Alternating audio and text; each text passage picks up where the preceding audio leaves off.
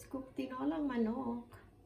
We have onion, we have garlic, we have ginger, and I have my green chili plus spinach to guys kasi wala naman tayong malunggay.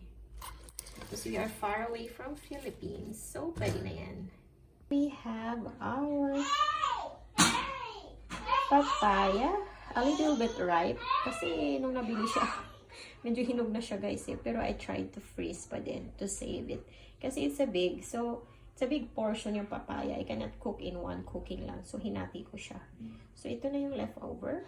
We have our chicken. It's clean already guys. Frozen lang siya. I mean, dinifrost ko na siya. It's not totally ice na siya. So, ayan. So, now, let's cook.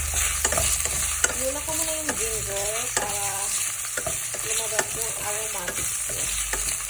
Mas mabango ang ating chicken tinola. Hayaan muna natin siyang mag-release ng aroma. Kasi yan ang magpapasarap ng ating chicken tinola. Yan. So, lagyan natin si onion, si garlic. Yan lang din natin lumabas ang aroma. Chicken tinola guys is a Filipino dish. Chicken soup.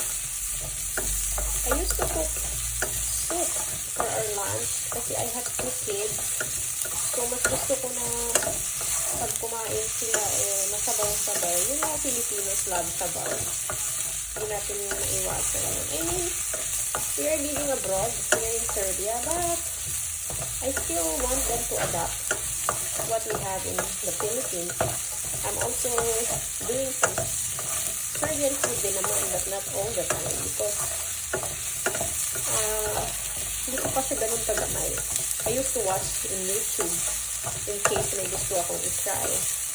Not so perfect, but I tried myself. Good thing my husband is eating Filipino food din. Nasanay because he stayed in the Philippines for almost 3 years during pandemic. So, Filipino taste buds na rin siya. Added our chicken and lumambot siya kasi medyo a little bit frozen siya. So, I added a little bit pati at saka let's add some pepper and a little bit of salt. Mamaya na natin i-final taste. And hayaan lang natin na lumambot si chicken and let's continue cooking. Guys, let's add some water para lang palambutin natin yung chicken. And of course,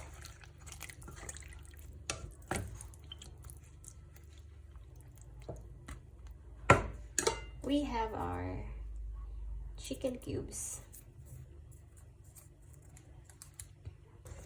Guys, inad ko na din yung papaya. Yung ripe papaya natin.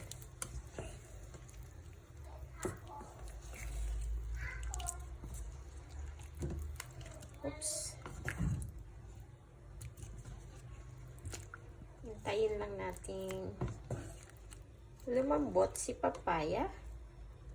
And after, lagay na natin si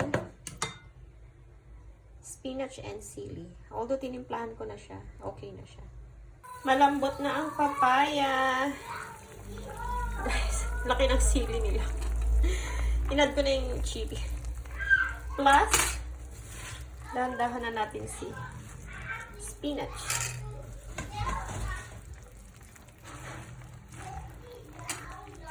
Yan. Makain lang natin ang ating mga cravings abroad. Para-paraan ang ating paggawa ng tinola. Chicken tinola.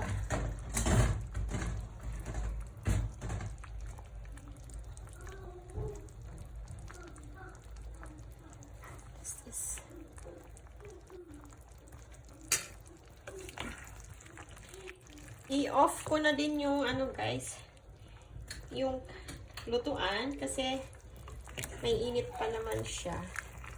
So mag-absorb pa yan para hindi ma-overcook ang ating spinach.